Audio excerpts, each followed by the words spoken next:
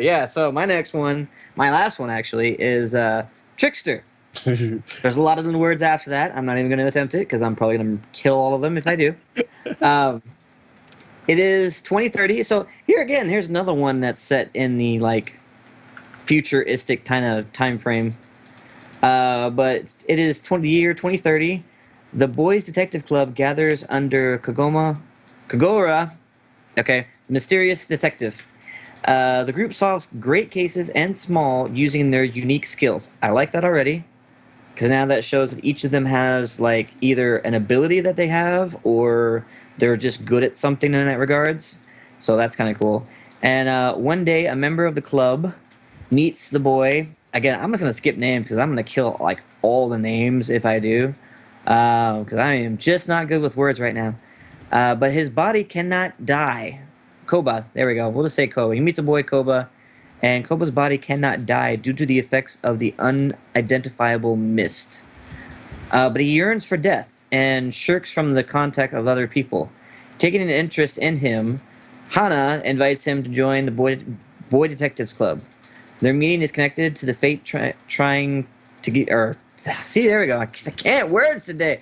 Meeting is connected to the fate tying together Koga and the era's greatest villain, the Fiend with 20 faces. So, yeah, that seems kind of interesting in regards to that. Huh.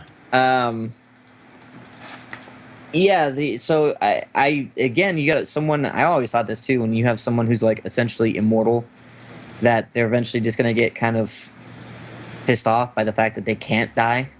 Mm-hmm. And, life just becomes kind of boring and whatnot. So I can kind of see that in regards to that.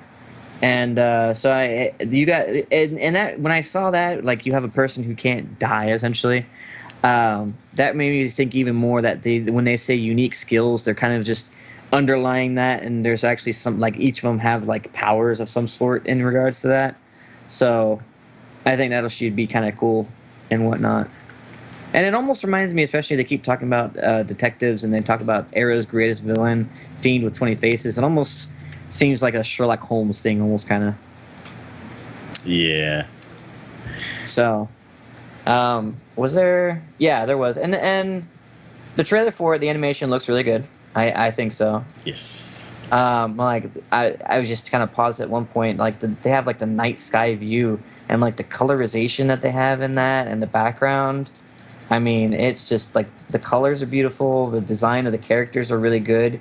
Even though they have like some of them have like long, lanky kind of arms, and I'm kind of like, I sometimes don't really care much for that kind of style like in that regard. Clamp. Yeah. But I think it could do pretty good, and it's done by TMS. Yes. Yeah, TMS Entertainment. Basically, Detective Conan Studio. Yeah. So here we go. Here's another detective series for them to start working on. Hopefully, I can get on the beginning of this one if this is going to be something they're going to continue on. Because otherwise, if I have to like start from like the beginning of like Detective Conan, that's like huge amounts of stuff to watch. Good lord. So anyways, but yeah, that's my take on it. Okay. So yeah, I like TMS Entertainment. I've watched their non-Detective Conan stuff. There was the Greatest Disciple, Kenichi, which is, I want to say it's either 50 episodes long and I watched 25, or it's 100 episodes long and I watched 50. But I really like that show as far as like the action. So yeah, it's 50 episodes and I watched 50 of them. Another show that they did was Relife, which it came out this season, which is summer 2016, and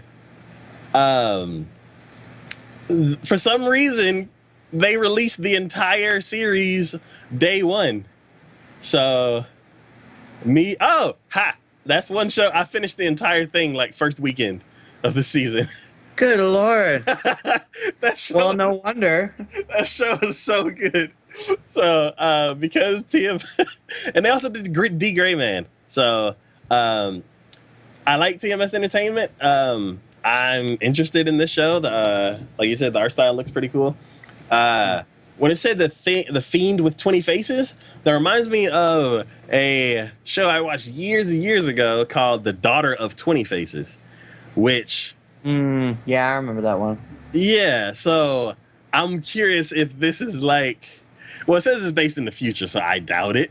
But that would be cool if like the father from that show is actually one of the people in this show.